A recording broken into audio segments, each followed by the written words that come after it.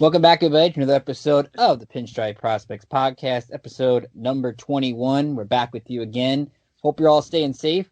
Hope you're all wearing a mask, and we're getting set for baseball workouts. Yep, summer camp, satellite camp, whatever you want to call it, it's happening.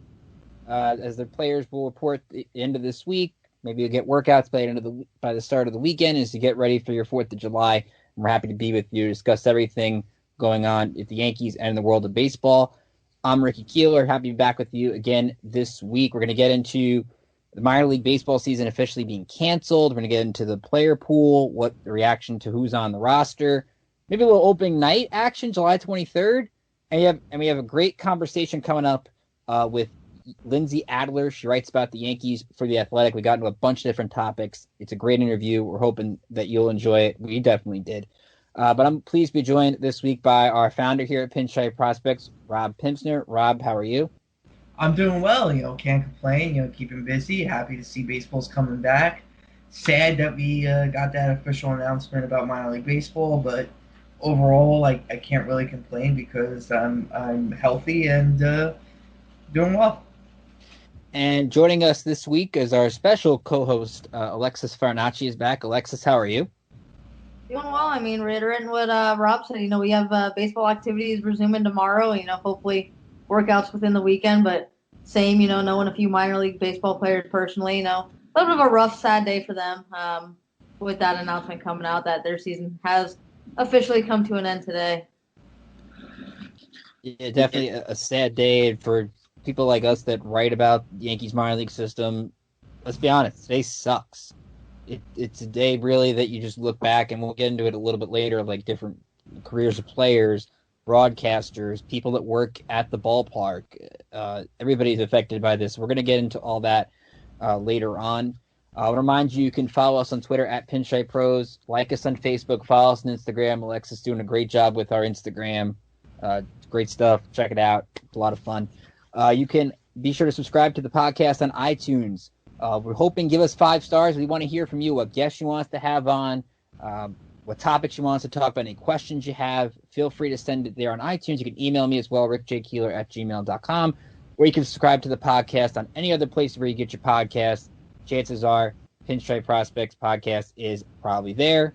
So what are you waiting for? Check it out. So without further ado, let me bring in our interview with Lindsey Adler from The Athletic. We talked about the minor league season being canceled. We talked about the latest news on Aaron Judge and all the players as they get. Brian Cashman spoke with the media on Tuesday. I wanted to have Lindsey on to talk about really how she feels about going back to the ballpark again. Remember, it's been a long time since the media has been following the Yankees at spring training. For us fans, it's going to feel different, I'm sure, when we're back at a ballpark or any sporting event. So I had to ask Lindsey that same question. So we're going to start from there. So without further ado, enjoy our conversation with Lindsey Adler from The Athletic, and we'll be back to talk about it on the other side. And joining us now here on the Pinstripe Prospects podcast, we're pleased to be joined by the Yankees beat writer for The Athletic, Lindsey Adler is here. Lindsey, first off, how are you, and hope you're staying safe? I'm pretty good. How are you guys? Doing pretty good. So let me just get your before we get into the particulars of everything that's going on with workouts starting hopefully this weekend and the Yankees reporting in the next few days, how are you feeling, first off, as somebody who covers the team? What are your thoughts about returning to the ballpark, and what has come across your mind since this whole pandemic started about that eventual return? I'm feeling okay about heading to the ballpark for now. Yankees Stadium's press box is open air, and then for training camp, it seems like we'll be kind of spread out in the stands, actually, which should be kind of interesting. But I'm feeling okay about it for now. Obviously, I'm keeping a very close eye on the on the COVID trends around the country and particularly here. So I'm not really sure kind of what my season is necessarily going to look like, because I plan on covering as many games in person as possible, at least at home, and then would consider some of the series within driving distance. But it just really depends, and ultimately for me the big thing is safety. And not just my safety, but I don't necessarily know that it really is the values that I want to share. That I'm, if I'm nervous about this pandemic, but then going to a bunch of baseball games and I could watch from home. So there's, it's conflicting. I feel like a lot of the regulations are, pretty good to keep everyone safe. I just am playing it by ear, I would say. So one of the things to look at, you mentioned how your coverage is going to be different. Is it something like, do you go in preparing with the expectation, like of adjusting to normal? Like, is there things that you do now to kind of prepare for what to expect, maybe with more post-game Zoom conferences or things like that? How do you expect it to be different? And do you think that it will feel different from, let's say, having those one-on-one personal meetings with Aaron Boone after the game? Like, do you expect the tone to be different in these Zoom conferences? It's just a little bit different because, we haven't done a beat-wide Zoom yet or anything like that. So, I know that for conference calls, we kind of all get a turn. And so it doesn't necessarily function the way it does in person. But, for me, the pre and post game press conferences are never really the big driver of my work. And, I really will miss that one-on-one access in the clubhouse. And so it's definitely a new challenge for me. And I think there's obviously enough to write about. And, I think, like I said, the media accommodations that we have should help. But I don't know. I'm very curious, and I'm curious what type of information we receive, and kind of if at some point, like maybe 1 month into the regular season, like does the tone shift? Does it kind of go back to more of that, normal, us just asking Aaron Boone, like, why he made this decision type of thing. So I expect it to be a little bit weird and everybody to kind of understand that it's weird for a little bit. But yeah, again, it's just kind of, I am also very curious to see what happens. Yeah, today we had that conference call with Brian Cashman and everything. And you mentioned about the COVID injured list, and that to me seems to be something that's going to be one of the biggest oddballs of this season. Is if a guy is on that list, we're not going to know, and it's going to cause a lot of speculation over the course of this short season. Yeah, I wrote about that. I'm very curious to see how that works. Well, I know I just keep saying that I'm curious, but like many people, I'm kind of flying in the dark here. But I have a lot of questions about the COVID injured list because I really understand players wanting privacy.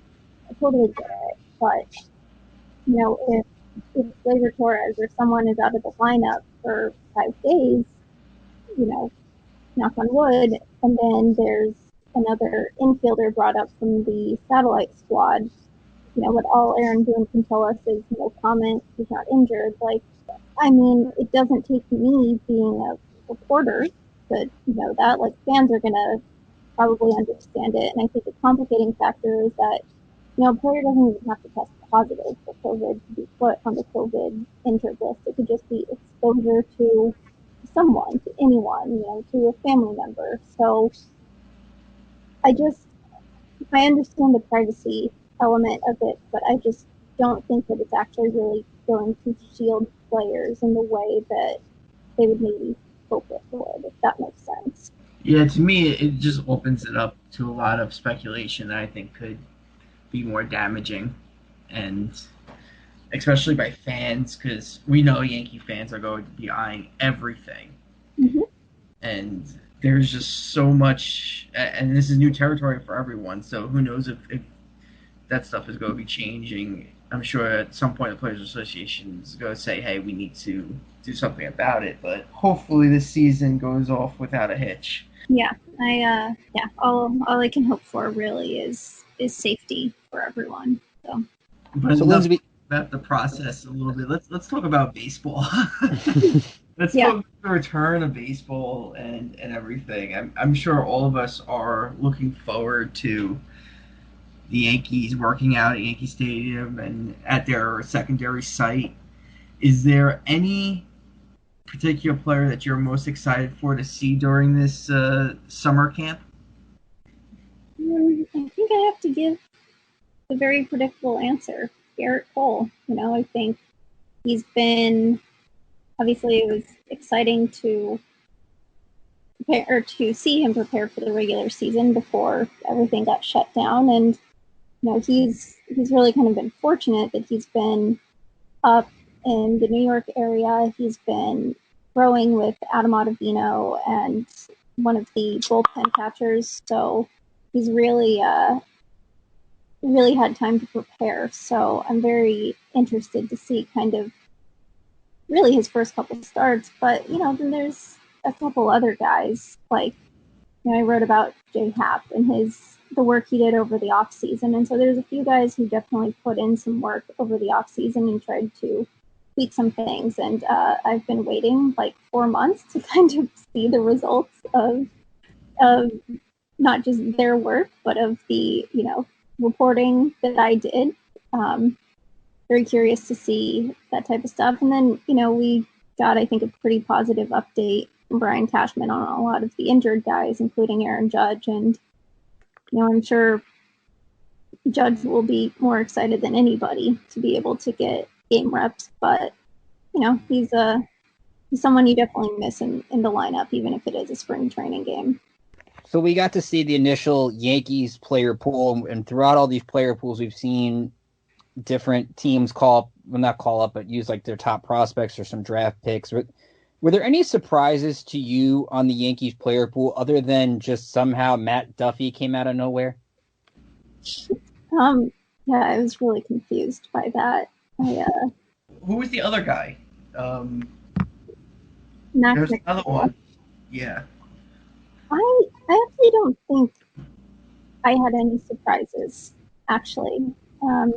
Yeah, I think it was pretty straightforward in a sense. They have the prospects from the 40-man. They have the depth. They have, guys we all know. The only thing that does kind of surprise me now that every team, I think, has released their player pool is that the Yankees initially filed at 58 players. And I've seen, the Mets filed their initial roster at 45 players, and that's a little bit extreme. But, some of the other clubs that have, their initial rosters have been like 51, 53, really kind of leaving a bit of space to see what shakes out in training camp. That, not necessarily the names on the roster, but now after really kind of seeing pretty much every other club, I think the only thing that surprises me is that the Yankees have 2 open spots right now and not more. So when you look at Lindsey at the changes to the on-field product, what is the thing that most interests you about those changes? We've got the runners on second base. We have so many, the universal DH. What is the thing you're keeping an eye on the most of the on-field product? Okay, this is literally not the on-field product, but it's in the ballpark product. But I'm very curious to see how things like meetings between pitchers and catchers happen between innings. I wonder if they're going to have to go down into the tunnel to have those conversations. And, if they were to have those conversations in the dugout, if it's an empty ballpark, like, is there a risk that the other team would hear? The other thing that I'm just very curious about is what it's going to look like when you have players and support staff like sitting in the stands. I get a very funny mental image at that, but the only thing really for me is I just don't necessarily know that the runner on second rule is worth it at the statistical rate that it actually makes a difference. But I do think that, with only 60 games, look, it's not my body, it's not my game, but I don't want to see those guys out there for 18 innings in a 16 game season, or in a 60 game season. Okay, so I'm interested kind of to see the whole of it and just kind of what those really small things, the the lack of high fives, the players in the stands. I think eventually, maybe after some adjustment, like I think the baseball will look like baseball, right? I mean, it'll look like more distance baseball and less hitting, but at the end of the day, like once starting pitchers get built up and once hitters get their timing, like it'll probably be baseball, right? Yeah, I would think so, but also I was reading, I think former Yankee pitcher Mike Stanton told George King of the Post that the hitters are going to be at a real disadvantage because while I don't think we'll see Garrett Cole throw 7 innings open the season, I mean the pitchers have been doing, like you said, with Garrett Cole and Adam Ottavino, been working a lot, are going to be more into the ready game shape than the hitters will be. So I would think, from an educated guess, we're going to see a lot of very low scoring games early on. Mm-hmm. Yeah, I think you're probably right about that. To some extent, I had really kind of spent time thinking about the fact that, like, it's kind of easier for hitters to get semi-regular swings in, but yeah, there's some who have been facing a pitching machine, but even then, like, you're just not getting ready for high heat. I mean, that's why they say, it takes them a number of weeks in spring training. And I'm kind of starting to wish I had paid more attention to keeping in mind, like, how many weeks hitters usually say they need to get ready, because 3 weeks is just really not a lot of time. You mentioned too, Lindsey, about player buildup and the hitters being ready to hit. Yankee Stadium's always such a loud place. You got the right field bleacher creatures out behind Aaron Judge, and out there in the outfield calling out the players' names. How do you think that atmosphere of no fans in the stadium is going to affect the players? Do you think that energy level is going to be different? Do you think it's going to have a negative effect on the players at the plate or even in the field? Yeah, I am also really interested to see that. I think the NBA is planning on, like, playing music or something, like, simply because of the logistics of literally, like, mound visits and whatnot. Like, I think they need some noise in there. But I remember we talked to Zach Britton during spring training, and he talked about playing the game in the empty ballpark in Baltimore and how it was just weird, and how you really feed off of the the fan energy. But that was one game, and it was for him. It was one game, in the middle of the season when he was playing games with fans in the stands.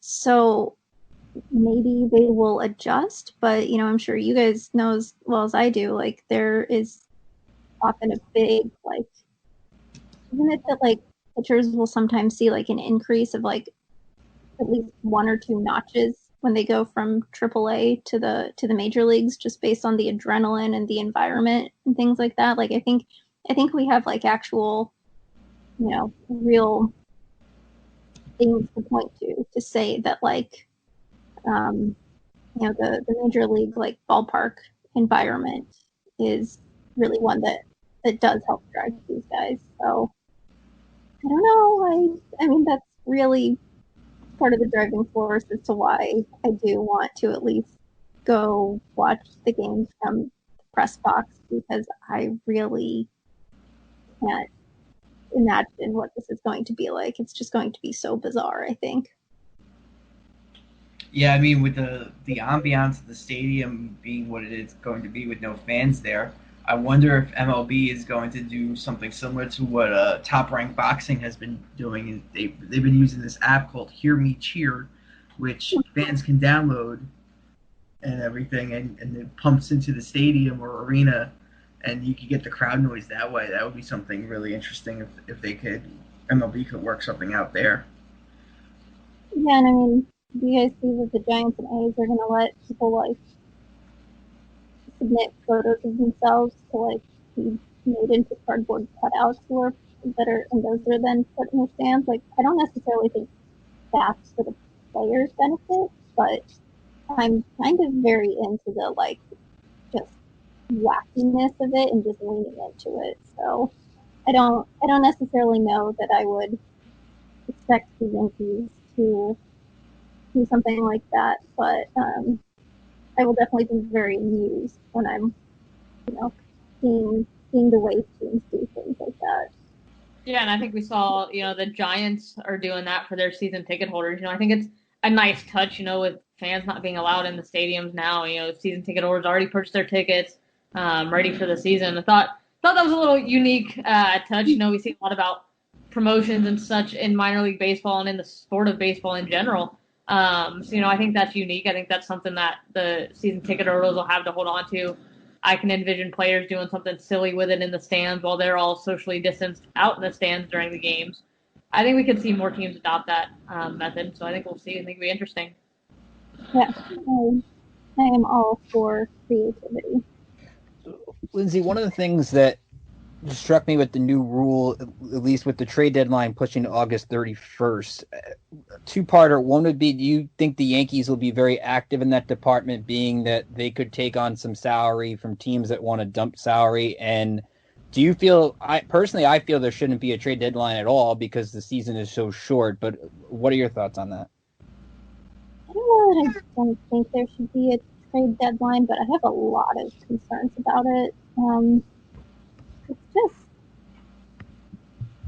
I don't necessarily expect the Yankees to be too active. One, I mean, they really don't have many holes on the roster. But you never know what could happen, especially in a season like this. But I just have a lot of conflicting, or no, I don't have conflicting thoughts. I think it is really wild to even think about sending players, back and forth during this pandemic. And I know that many of them will probably be living in hotels, but so it's kind of a matter of going from one hotel to another. But what if you're a veteran player and you do own a home in the city where where the team you're starting the season with plays, and then you're traded to a non-contender for the last month of the year. I think we're going to see a lot newer kind of, um, you know, no offense to Barry DePoto, but trades for the sake of trading. But I do think what will be interesting is we may see. I mean, I don't know. What do you guys think? I think we may see more prospect trades, which I think would be pretty cool. Yeah, you have a good point, especially with you want to get the player in before you have to worry about them going through the testing, and you want to make sure that you get them into your testing first before. I mean, that has to play a factor as well in all this. Is you want to get them as quick as you can to avoid any possibility that something might happen with the way this pandemic's going on. You never know. Mm-hmm. Yeah,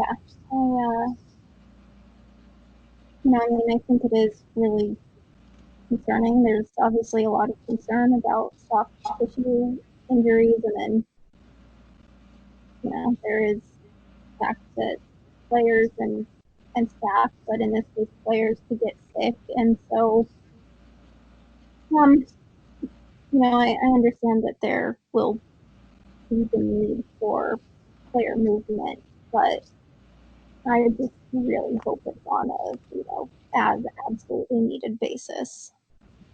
So, Lindsey, one of the things I think we saw, we obviously don't know a schedule yet, but looking at it from the Yankees playing their division rivals and the NL East, and there's so many tough teams to play against where you look at the Rays, the Nationals, the Braves, the Mets. Who do you think is the toughest opponent on the Yankees schedule in your mind? And if it is Yankees Nationals to start, do you think that's a benefit to the Yankees that they're getting the National League games, it seems, out of the way early on, at least by getting Washington early, as opposed to ending the season with Scherzer, Strasburg, Corbin, with maybe a playoff spot on the line? That's a good question. I mean, I don't know. Are the Nationals? I mean, the NL East is so interesting to me. I don't necessarily know how to rank all of the teams in that division. If we are the Nationals the best team in 2020, and are the Nationals better than the Rays? I think that's really the question, and I think it could be really interesting because I think we're so used to seeing the Yankees against like the Red Sox and the Rays over the last few years that, they've had, we've seen like one-off series against very good National League teams or, other other teams across the American League. But I do think, there's a benefit to literally where the Yankees are located in that they are at least, pretty close to all of these teams. But like, it is just so different to suddenly be playing the NL East instead of being, like the Twins who have the AL Central and NL Central. I just think, this Eastern division, if that's what we want to call it, is probably going to be the one to watch. And I think there's honestly a lot of like potential for chaos and then it kind of just really being like stacked at the top, right? In a short season, anything can happen. Any one of those teams can hit a big streak and make a difference. I mean, we've seen that all the time in short season ball regularly, and it's going to happen in the big leagues this year. And who knows what's going to happen? I mean, this year, today we had some news. Of course, the press conference, the conference call with Cashman and everything. He was talking about the guys coming camp and everything, and he let it slip that the Yankees are going to be having their taxi squad out in Scranton at PNC Field, and which is a little bit of a trek. It's just outside that 100-mile radius that MLB put in their guidelines. So something like that, do you expect them to be a little bit more cautious of when they're calling people up? Because one, they're dealing with multiple states and getting a player here, and just the time factor. It could be a 2 to 3 hour trip. Yeah, I mean, I think they're pretty fortunate to be able to use Scranton. Obviously, I know, for training camp, obviously they wanted to be in Tampa, but I always feel like when I am not making the trek to Scranton, I'm like, oh yeah, that's not so bad. Like players say they just like get in an Uber or whatever, and then they just sit there on their phone, and then they're in the Bronx soon enough. But then when you're actually like going back and forth from New York to Scranton, you're like, oh no, this kind of sucks. But I think that's obviously the right call. I know that they're kind of working quickly to get that set up. I know that they were, really trying to get Tampa set up and then just kind of had to pivot quickly. But I think it'll be interesting because it's not just, it is a AAA facility. There's a little bit more space, but like it's a place that a lot of those satellite squad guys have been, or honestly, some of the prospects, like somewhere they would have been. So I think it's, maybe there's that comfort factor there. But yeah, I guess what do? You probably don't call an Uber in a pandemic for a player, so they're probably going to have some dedicated drivers or something like that. Yeah, 100%. And in terms of facility, it's a AAA facility. I think in the minors, it's second only to Tampa, which you got obvious reasons why that's the best facility in the organization. But they have just a great facility there, so it makes sense for them to use it. And it's going to be really interesting to see, because I believe that there's no media access to the satellite sites, so we don't really know what's going to be going on down there. And we are dealing with a separate state, separate incidents. So if something happens in Pennsylvania, that could throw a big wrench in the plans. Yeah, definitely. The other news today we have is about minor league baseball. They're officially canceling the minor league baseball season, and that has a lot of ramifications for the Yankees, because you know, they're definitely limited to just those 60 guys. A lot of the guys in the system, the Yankees have one of the largest minor league systems in baseball, are not getting any game action in. So we won't get those guys that rocket up the system that could possibly contribute this year. So they're really stuck with those 60 guys. And what, in your opinion, the effect of no minor league season now, how is that going to have on the Yankees this year? I just think it's really, I mean, obviously it's just devastating. I think it's very much the right call. I think as we discussed earlier, like it's probably a call that should have been made sooner. But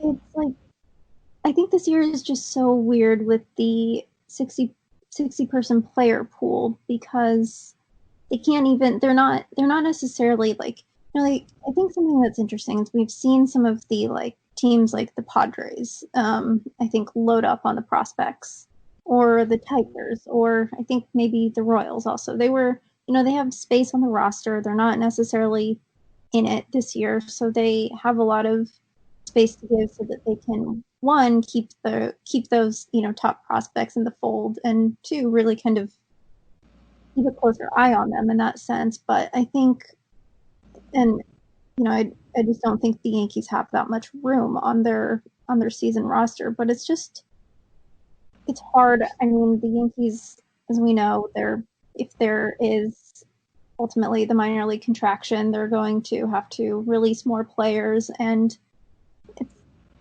think it just happened at a really bad time for not just minor league baseball clubs, or teams, but also minor league players, because you had guys just, starting to like kind of warm up in Tampa, guys who really felt like, they needed to have this be a make it or break it year for them, who had put in a lot of work over the off season and were feeling really good. And maybe now they don't necessarily have the financial means to just kind of keep on that same program or something like that. I think for the guys who, really needed this season, whichever level they were at, and we know that the Yankee system is very hard to matriculate through. It's those guys. It's those guys who are really having to split their time trying to find work in a pandemic, but also train and know that like every organization is basically looking at their whole roster of minor leaguers and is saying like, if the next time we see these guys is, either fall league, which seems increasingly unlikely, or next spring, like we have no idea who they're going to be. And so I just think it's really a big bummer for a lot of reasons, but it's really the guys who are kind of stuck in that spot, who it makes me just very upset for. And and the Yankees in particular have so many young-ish players in Latin America, in the Dominican Republic, who really kind of rely on the income they get from the minor leagues. And while $400 a week is nice, if you're above, that's the new minimum at high A, something like that. Like if you're used to being in, certain levels, that's still kind of a pay cut. So I just think there's just a lot of ramifications all the way around.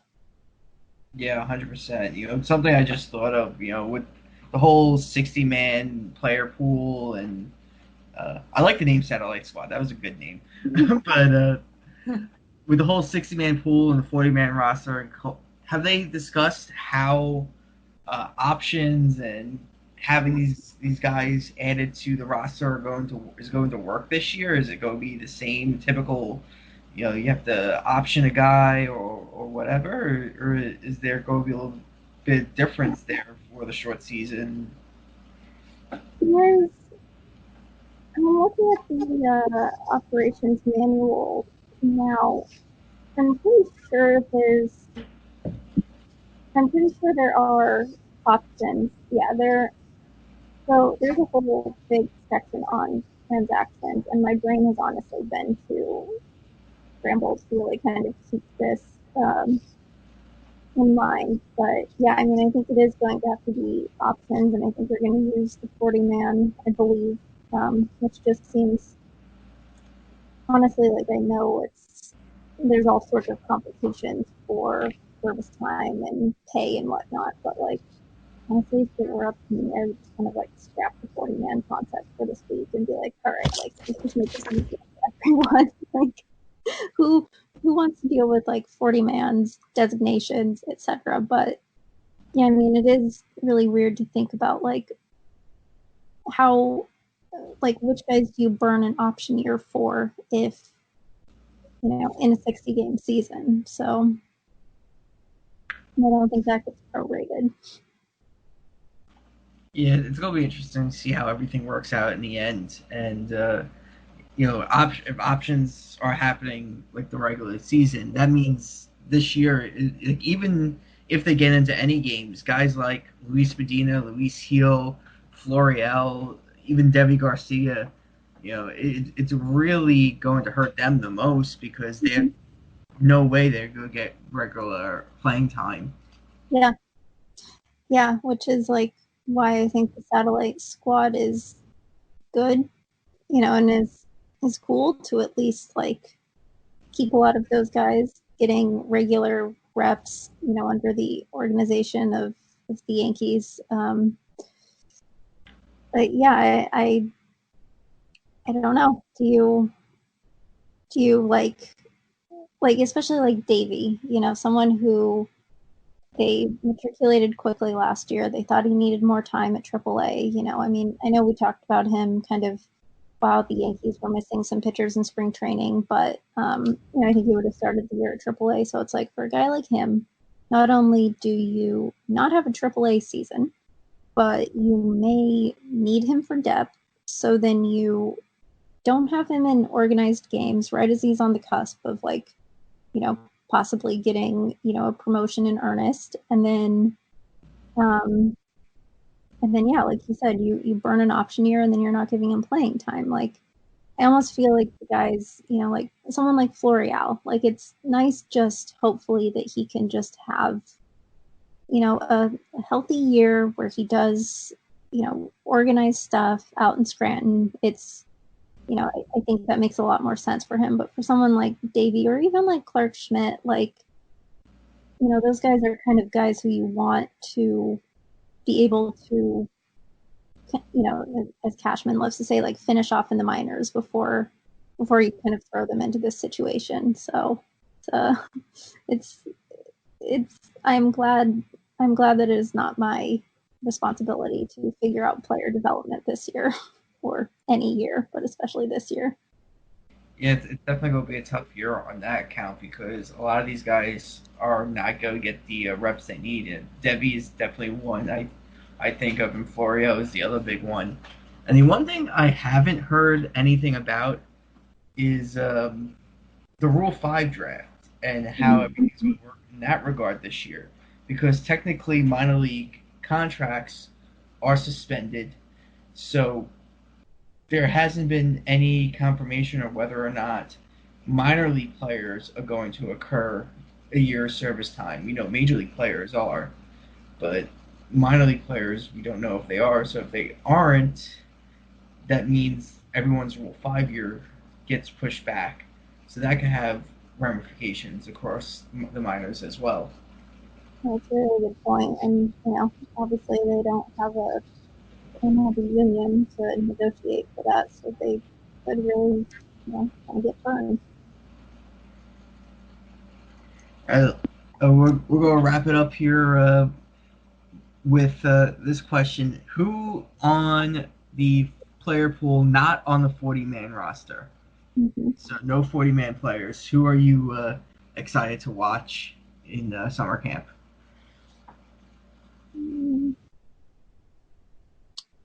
It has to be Clark Schmidt, right? At least he's the first person who comes to mind. He's the guy who I have to keep double checking that he's not on the 40-man. So I think I'm gonna go with Clark Schmidt. nice kid, had a good spring, and could have a fun year. Definitely, that's a good choice. For me, I'd probably go with what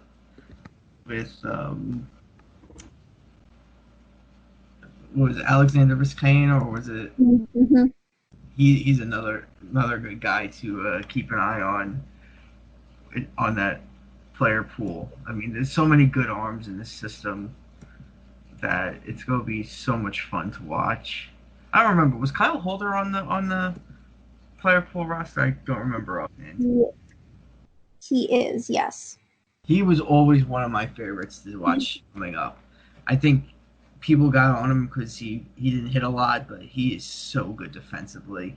I think players like him are going to be a big value this year. Yeah, I agree.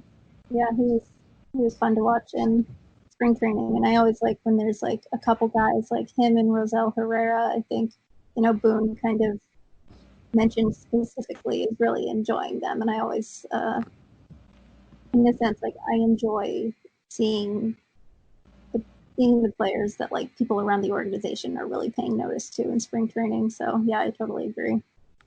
Yeah, definitely. Those guys are so much fun to watch. Another name I'd throw out there that's not on the 40-man right now is a guy like Adonis Rosa, who was called up last year, and he was optioned down, but he's a guy that can fill in easily whenever they need an extra long man. Mm-hmm. Yeah, which will be just really valuable early in the season. So, yeah. I think too, you look at Miguel Yajure and Michael King. I think are two names that stick out to me from Tampa. Got to see them play for quite some time in Tampa, and then I believe Michael King was brought up to AA at one point last year as well. I think they're going to be two exciting arms to keep an eye on as well. Yeah, Mike King to me is kind of like, he is really kind of one of the first players on kind of the new wave of information, and like how he's kind of approached his work. I remember we talked about something during spring training where it's like, oh, what does he work on over the off season? And usually I'm used to a player kind of that in his position being like, I worked on fastball command or XYZ. And he said something like very specific about one specific pitch, and I can't remember what it was. And I was like, I just looked at him and I was like, oh, so like a few years ago, the ideas that were, still kind of crazy that are now being mainstream. Now the first wave of those of you who have been able to like do it, really before getting to this point. Oh, okay, now you guys are coming. I see. You're kind of showing me what's coming next. So cool. Yeah. Well, Lindsey, again, thanks for hopping on with us. Remember to follow Lindsey on Twitter at Lindsey Adler. Read her great work in The Athletic and throughout summer camp and everything going on. She's going to provide some of the top Yankee coverage out there. Lindsey, thanks for hopping on. Stay safe, and we'll talk again soon. Thanks for the time. Cool. Thanks, guys.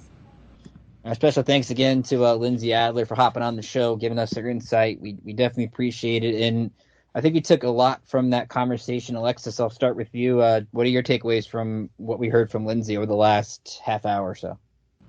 Yeah, I think she talked a lot about, how she feels about going to the ballpark specifically, saying that she feels comfortable with the Yankees press box being in the open air.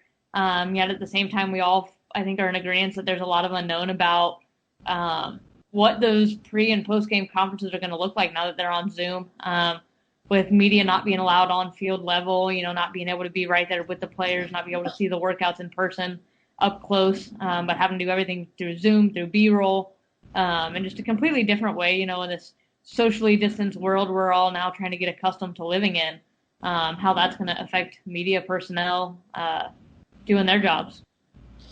Yeah, that was one of the things I was interested in, because the reason I asked Lindsey that question, you get a different tone in an in-person call, obviously, than a conference call, but that different writers have certain connections with different players. You now basically, in a sense, lose that connection, being that you don't have a lot of in-person contact, if any at all. So we wonder if, like, after a tough loss, does Aaron Boone or a player act differently on a Zoom chat than they will in an in-person chat. I think that definitely plays a factor because you're now on a computer screen. You're not really you're still facing the media, but you're not facing the media in a sense. Yeah, exactly. I mean, you said, do they act differently in person than they do on a computer screen? I think that's going to be something we're all going to find out. Yeah, I mean, from our own experience, when you're interviewing a guy in person, there's a lot of visual and body language cues that you can pick up on that can inform your questions and your responses to certain things. So I think that's definitely going to play a role, and that's just psychology. We also will learn which beat writers don't know how to hit mute on Zoom, but I feel like we've all used Zoom at least once. I mean, I was interviewing Austin Wells' manager, Jay Johnson. I'll admit that was the first time I used Zoom in like 4 months.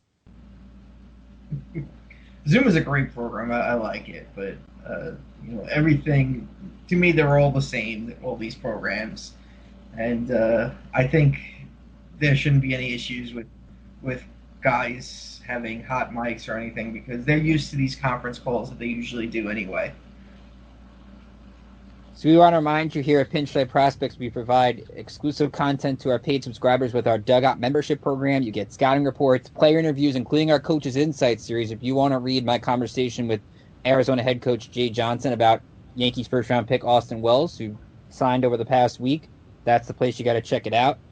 Features and much more in addition to our major league coverage. So just because the minor league season is canceled does not mean our work stops. Sign up today for our Dugout membership program for either $5.50 a month or $40 a year. You get the first 30 days free if you use the promo code IMissBaseball. And, well, baseball's coming back, so we're pretty soon not going to miss it, but we'll miss parts of it. So if you want to check out any of the coverage we have and want to give us a try, that's the way you can do it. We hope that we get your subscription today. We would definitely appreciate you supporting the website. So let's get into the sad news of today. As we record on Tuesday night, the minor league season officially canceled. It was something, Rob, I know you've been all over it for us, writing about the different news and updates as it's happened. It's something that was inevitable over the last couple months just by what's gone on in the world. But it's a sad day. It's something I think we've talked about on this show where it's just an added thing of the growth of the game continuing to diminish.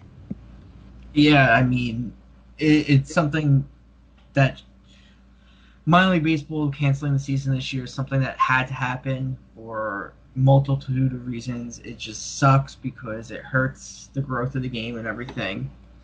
And,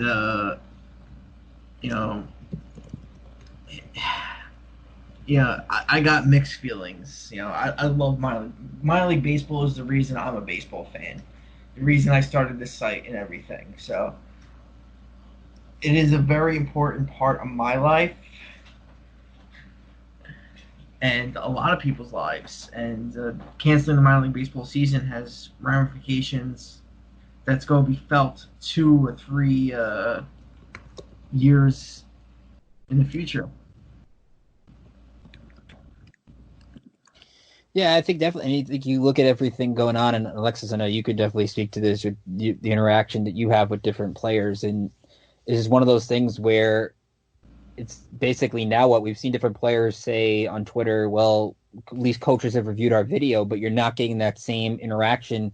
And development is very key with any player, whether it's a major league player or somebody just trying to basically make it in the professional ranks. It's going to completely change their development as well. Yeah, for sure. I mean, coming off of working full time for the Minnesota Twins and their minor league affiliate, the Fort Myers Mighty Muscles, during the 2019 season, that was also cut short. And I think that's another aspect that you look at is for the Florida State League. Their season was already cut short in 2019 from Hurricane Dorian that was on a trajectory to plow right into Florida. So we saw the Florida State League cancel its playoffs. These guys haven't played since August 29th. So, to now not have a season this season, it's like, all right, are we going to play again? When are we going to see baseball again? And to your point of, not having that interaction with your coaches, I think that's absolutely crucial. These players are all scattered throughout the country right now. just trying to do their best to stay in shape. And I think that's another thing you look at is these guys have been told, stay ready, stay ready. And I think we all saw this coming, but for the players, that stay ready mentality had some kind of hope for them that, maybe they would see some kind of play time. So I think today, that inevitable comes, and it's disappointment. It's a feeling you knew that was coming, but I think we're seeing that reaction and that emotion from these guys who are not on the 60-man player pools, knowing their play time for this year has come to an end. And I think when you look at everything going on too, if you're a Yankee fan that lives down in Charleston, and you one exposure to baseball is Charleston River Dogs baseball, or you live in Pulaski and you watch Pulaski Yankee games, and that's your only exposure to baseball, you don't have it until next April maybe or next June, and that could lose a lot of people. And it's an after effect of the sport where we talk about the growth diminishing. You have fans that in these small minor league cities that may not get Yankees baseball, at least in Pulaski's case. We don't know how many teams will be contracted going forward if there is contraction, but now that's the one source of baseball you have, the one professional team you might have in your town across any of these major league teams, and that's gone. Yeah, absolutely. I think that's a great point. You bring up, the fans, they're losing this time, and even if you have a fan who lives in Tampa who's used to Tarpons baseball, but they've got the Trop right down the road where the Yankees tend to play a lot of games. Well, this season, again, they're not even going to be able to go there with no fans in the stadium. They're not even going to be able to go see the Yankees play down in St. Petersburg. Just make that small jaunt from Tampa over to St. Pete. It's all going to be television this year, so it definitely takes away that personal experience and feeling of the game. Yeah, I mean, just look at how many teams, how many people live in areas where they're blacked out from watching Major League Baseball because of the blackout restrictions, and their only exposure to baseball was via minor league baseball. That is such a huge thing. Yeah. The fact that they still are going to charge you for MLB TV and even extra innings if you have DirecTV, I get why they got to make money, but this is the one time I have to actually get fans to watch your sport. And hey, it'd be a great time. Hey, I want to sit down at night and watch a Astros Angels game. It's a 60-game season. I mean, how much are you willing to get for the 60 games? It should be obvious. This should be the year where you just lift everything and just let people watch your sport. But yeah. I mean, it's the money business. It is what it is. But looking at it from the Yankees' perspective a little bit more, they officially have chosen the PNC Field, AAA Scranton Wilkes-Barre as their secondary satellite site. Try saying that 3 times fast. Rob, it just seems like this was the decision to make. We've heard about the upgrades that Scranton has made to their facilities, and while Trenton, I'm sure, was in the running, this has to be the no-brainer decision for the Yankees to have the other players that are going to the satellite camp go to Scranton. I mean, when you think about it, the player facilities there are second only to Tampa, and there's a reason for that. The Yankees partially own the team and put a lot of money and everything into that stadium and everything, and it's in the middle of nowhere, so to speak, so you're not surrounded by a lot of people, so it could be safer, and there's hotels directly in that area. So what it comes down to, though, is it means the Yankees have a lot more faith in the facilities and everything in Scranton than they do in Staten Island or Trenton. And there's a lot of truth to that.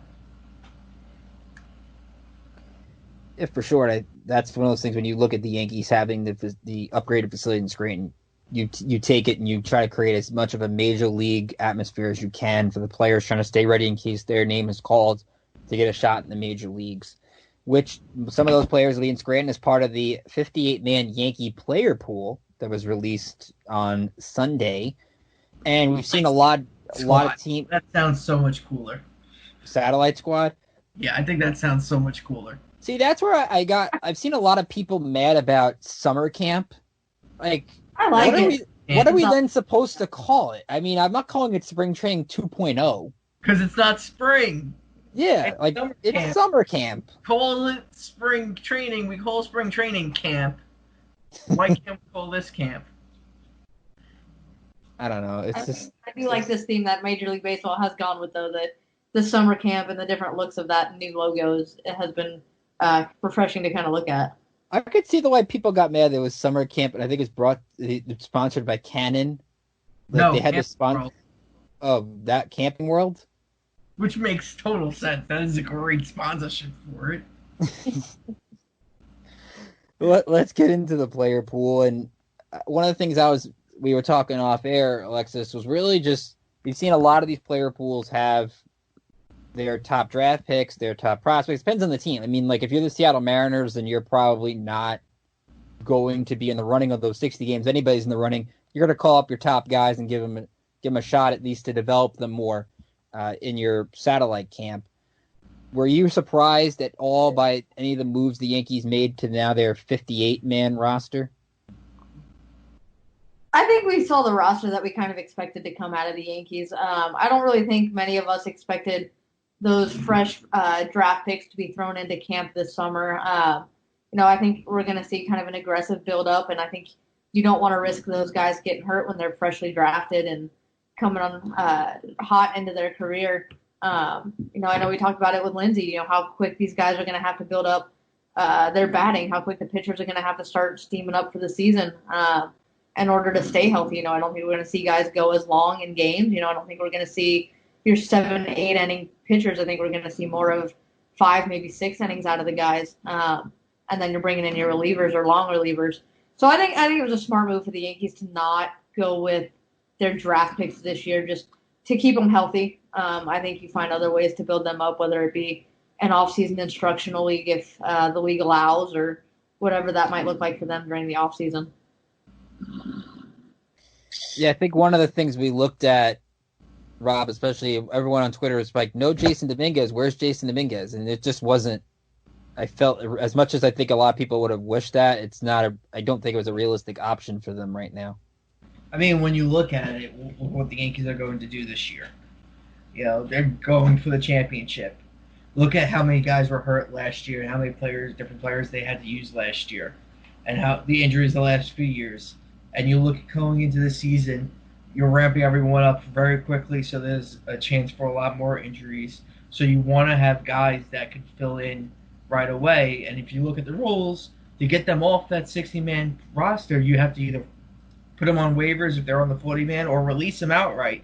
So why you go risk putting yourself in a position where you could lose a guy like Jason Dominguez or Austin Wells or anything when you need those spots for players that can help you right away? I went into this saying it's going to be the 40-man roster plus 20 guys that would have likely made up the AAA squad anyway, and that's exactly what it is. It's guys that can help out. Yeah, but I think you have to give the Yankees credit. I mean, they just threw out there in a tweet which somehow nobody seemed to scoop them on, which I'm really amazed by. Not only did they add another catcher, Max McDowell, they add Matt Duffy, who was a pretty good player for the Giants, was with the Rays for a little bit. So now you add even more veteran infield depth, and we know the Yankees' history with turning Gio Urshela from a journeyman to a everyday third baseman. I mean, who knows if they can work their magic on Matt Duffy and he can provide some kind of impact this year. Yeah, I mean, you also don't forget we still have Rosell Herrera, we still got Tyler Wade, we got Tyro Estrada. There's a lot of guys that can help out. I do like also they had the infielder-outfielder category when you had the roster. So here's the one thing. I saw them do that on the graphic for social media and everything. But when I pulled up the roster they sent, the media relations people sent out and everything, it's still the regular infielders and then outfielders, and Andujar, Wade, and Estrada and Herrera were listed as infielders. Mm-hmm. So that was the interesting thing to me. And I think, Alexis, you brought up a great point on the pitchers, because one of the things I was mentioning, like you heard in the interview, the article I read in the New York Post with former Yankee pitcher Mike Stanton, no, not Giancarlo, formerly Mike Stanton, the other Mike Stanton, saying that pitchers are going to have a really big advantage with the hitters. And I know it's something we talked about last week where it's July. The Yankees won't have that April struggle with the cold weather. The weather will be warm and it may help them. But you also have to look at it as the pitchers are more ramped up than the hitters. So pitchers have had more time to see their work simulate games, opposed to hitters who aren't seeing much live pitching while they're working out, getting ready for the year. You're going to get a lot of 2-1, 3-2 games, and that's going to create a lot of emphasis on that Yankees bullpen early on to be rock solid. Yeah, absolutely. I think your bullpen is going to be key this year. With the guys maybe not going as far, I definitely think our bullpens are going to be important. Yeah, I think this year is really going to put even more importance on guys like Garrett Cole, who maybe not in the first couple of weeks, but will eventually be able to go 7 innings in a start. So I think this is going to put more emphasis on guys like that stepping up to the middle to late of the season. Yeah, you're going to need your starters to go deep into games when we get to September, when the roster sizes go back down to 26 by September 15th. And I think that's where having Cole healthy at that time, having Paxton, who seems all ready to go, that's where you're getting those 6-7 innings out of those guys is going to be critical than ever, because your bullpen might be gassed by the time you get to September, when I think all the teams using it, or even in some cases using openers and trying to get through those kind of games. 100%. I think it's going to be fun to see what happens, especially with the expanded rosters at the beginning of the season, which is something that, maybe they keep for the future. Instead of doing expanded rosters in September, do the expanded rosters at the beginning of the season. Maybe it's something to look into for the CBA. It's a possibility. I definitely could see that as an option. One of the things that we haven't seen yet is the schedule. It sounds like the schedule is going to be, I would think, by the end of the week, if not next week, which is really weird because you got 2 weeks for a season and you don't know where you're playing, which I kind of saw today. Before we get into that, anybody else find funny that they're still trying to play the Field of Dreams game in Iowa? I thought they canceled that. Let me pull up the tweet from Joel Sherman today. I think that they're trying to get it where the White Sox play somebody regionally. Oh. Let me try to find that real quick. The MLB statement on it, this is John Morosi. To date, there's been no change in the status of the event. We hope to have the option to play. Construction's continuing, and we are following all CDC and state protocols regarding recommended safety practices, social distancing, washing hands, and temperature checks. I've read it's possibly Cardinals or Cubs. Here's my view on the Field of Dreams game. You're not going to have fans anyway. So instead of playing it in that stadium that they're building, play it on the actual field. I just don't get why you have to. Why can't you just make this game next year? Like you're not playing the game. They want to make it an every year thing. I get that. And they're spending a lot of money building that stadium because they're building a stadium from scratch. I get that. But, you're not going to have fans there anyway, so just play it on the actual field where there's no stands or anything for people to go.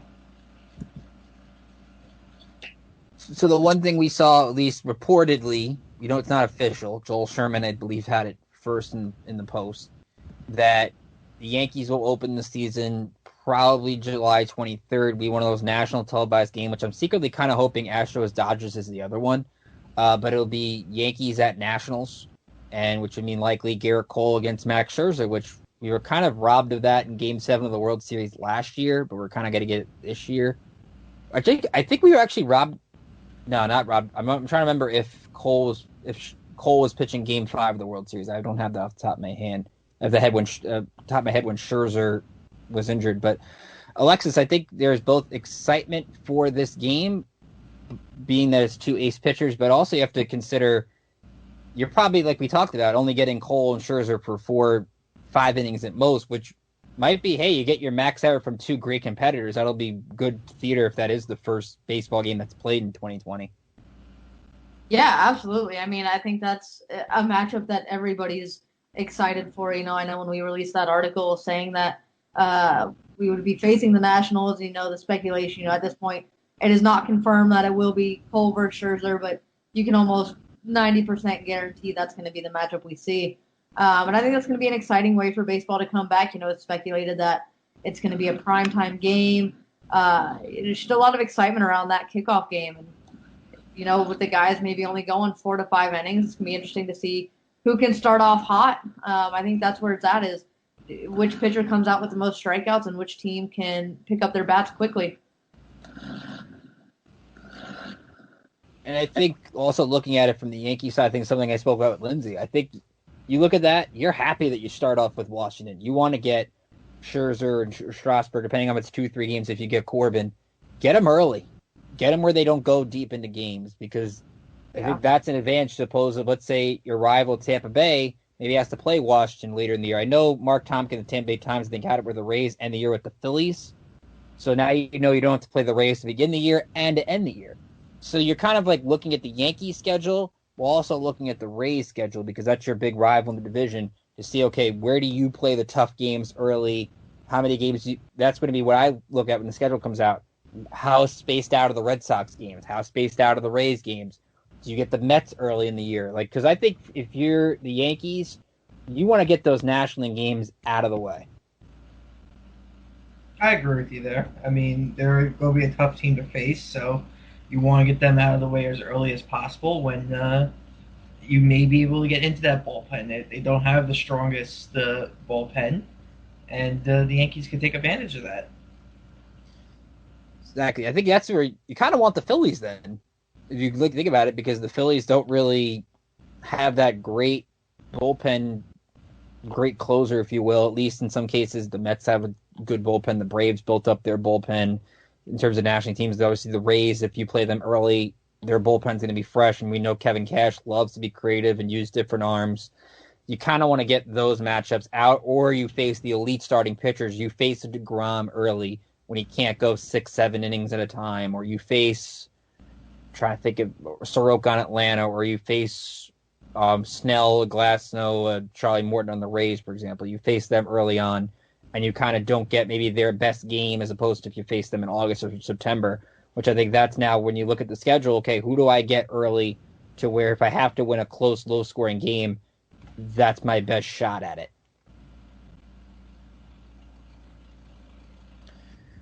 But that'll be, of course, when we look at it with the schedule when that comes out. We'll have, of course, more on it on pinstripeprospects.com, so you want to stay tuned for that.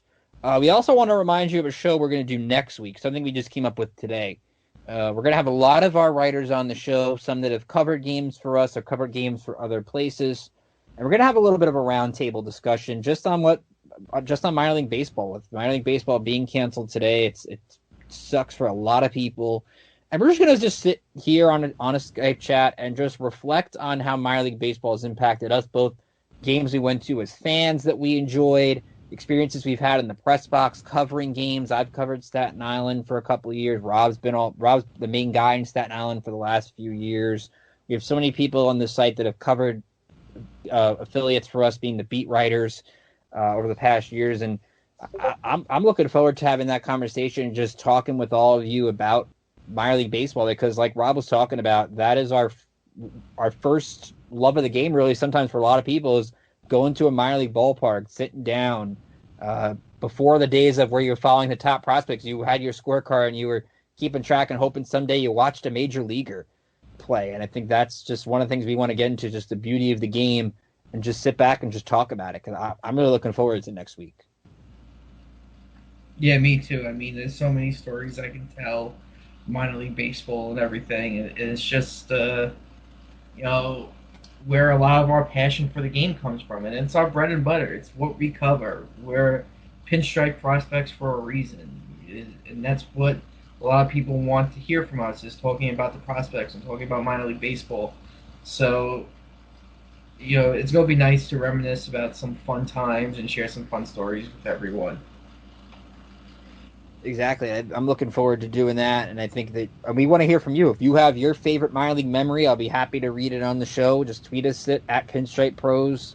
Send it to us on Facebook, Instagram. We would love to hear from you. We want you to be a part of the show, too, and have it be an interactive segment. Think of it as like therapy in a way. If you're sad about minor league baseball and you just want to talk about it, that's what we're here to do. And believe me, as I said earlier, just because the minor league season isn't happening, that doesn't mean we stop. We have so much going on the website. You can check out. I'm sure we'll be doing a lot more as the months go on. So don't go away from us just because the minor league season isn't happening. We're going to have a lot more work to have on the site, as I'm sure, Rob, you can attest to. Oh, definitely. We're still trying to get you as much content as we can from the minor league side, and whether it's interviews or columns or anything else we can put out, we're still working to get you that. So I want to wrap it up with a little bit of final thoughts. As you know, if you listen every week, each of us usually have a final thought. Yankees, baseball, anything in general you want to talk about, feel free. Rob, I'll let you start it off. Just everyone stay safe out there. Make sure you're taking precautions and everything. Make sure you're staying healthy, and if you haven't, you should start working out and getting yourself in shape. That's going to be a big thing, is us now taking control of our health. I've done a lot of it the last year or so, taking control of my health, and I'm honestly in such better shape now than I ever been in my life, and I want everyone else to do the same, because that's how we live long. Alexis, what's your final thought for this week? Yeah, absolutely. Just echoing what Rob said, to everybody stay safe, and, being the fitness nerd of me, I'll throw that little plug out there too, hit up a gym. It's going to be the best way for you to stay healthy and stay in shape, and, just take your health into control to avoid this disease as well. But, be excited. We have baseball coming back tomorrow. I think we had a little bit of a down episode talking about, the minor league baseball season being ended, but at the same time, we do have Yankees baseball returning.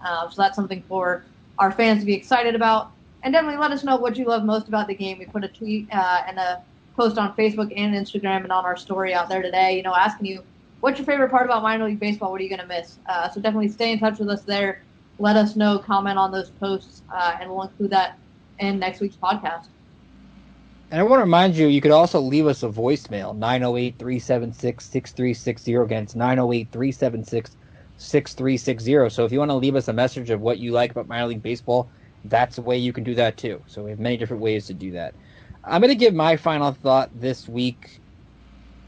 We've heard about all the players opting out, Mike Leake and the Diamondbacks, Joe Ross and Ryan Zimmerman for the Nationals. In some cases, it's health reasons. In some cases, it's I want to take care of my family, make sure my family doesn't get sick. I know Ryan Zimmerman and somebody in his family has multiple sclerosis, so you totally understand why a lot of these players make the decision to opt out. You can't blame them for it.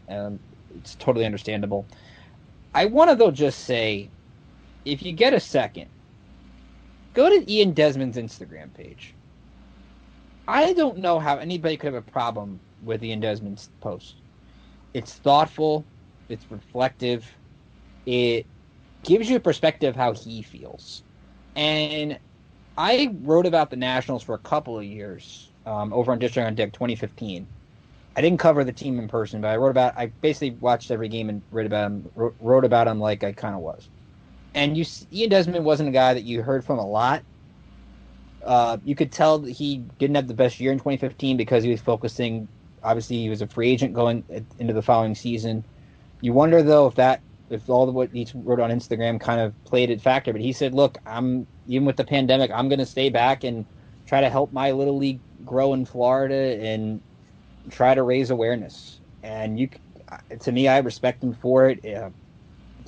Trust me, you have a tough time not tearing up reading that message, because the things he talks about, working with the Nationals Youth Academy, which is a great academy that helps kids not only in baseball but in life.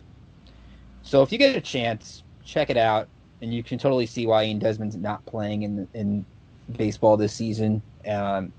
Hopefully you'll take away the same things that I do, because to me, I enjoy hearing from all these players just speak their mind. To me, it's great. Yeah, me too. I agree.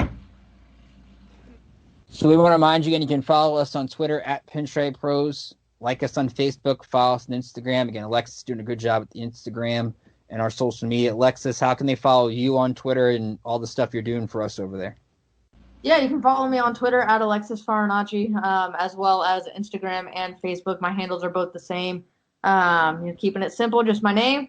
So yeah, go ahead, follow me. I share everything else our writers produce, and everything that we have going on Pinstripe Prospects. You can find out on my social media accounts as well. Be sure, again, also subscribe to the podcast on iTunes. Please leave us a rating. We hope it's 5 stars, but we want to hear from you. So, again, please leave a rating on our iTunes page where you find the podcast, or just subscribe to us wherever you get your podcasts. Chances are we are on there. Be sure to sign up for our Dugout membership program. We'll have great premium content that only you can get as a Dugout membership subscriber, and it helps us. So you want to help us out, Dugout membership program is definitely appreciated, and we thank all of you for tuning in this week. I hope you celebrate 4th of July safe this weekend. Be sure, again, stay safe, wear a mask. So for Rob Pimpsner, for Alexis Farinacci, from all of us here at Pinstripe Prospects, I'm Ricky Keeler saying have a great holiday weekend, and we'll see you back here next week for our special minor league roundtable episode.